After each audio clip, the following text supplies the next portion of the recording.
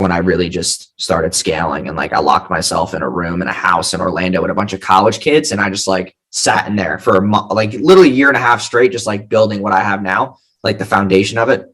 And then now we're here. So yeah. Hey, it sounds to me like you gotta put your ass glue it on a seat in order to really own in something and scale it. Yeah, I like call it assiduity.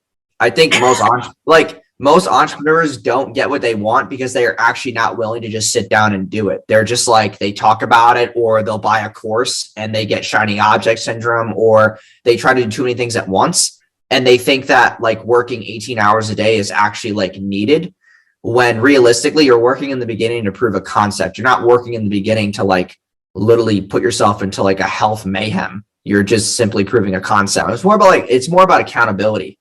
Because I really had no choice. It was like I either decided to keep living in some closet in New York, or I like move somewhere and get out of my comfort zone and figure it out. Like that's what I always say to all the people who work for me. Whenever they have a problem, they're like, Wojo, what do I do? I'm like, dude, like just figure it out. And they're like, what do you mean? I'm like, dude, just go on Google and figure it out. You're literally one search away from just finding out the answer to your little troubleshooting problem that just takes a couple minutes to figure out. Like, if you actually put yourself in a situation where you have to win, you're going to have consistency. You're going to be determined. A lot of people don't succeed because they have nothing to actually like succeed for. I remember kids can be so cruel. Oh yeah. Yeah.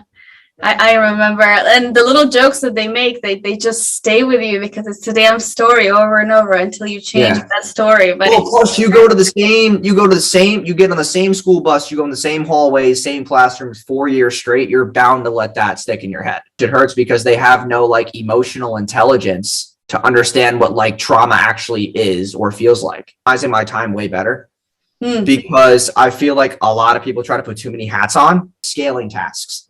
Like I'm hiring people, softwares, automations, like trying to have a better offer as well to send all these paid traffic people to. Like that stuff will make me more money, and then throw it into that system, which is my team.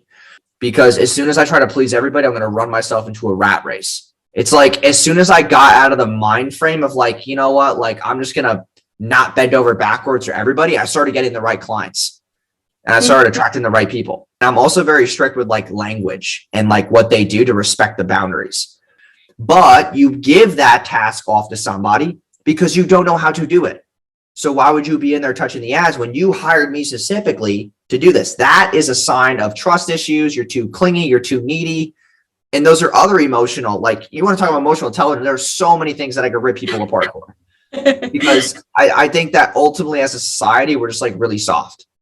And we really lose touch of like who we really are because we make such rash emotional decisions instead of calculated ones.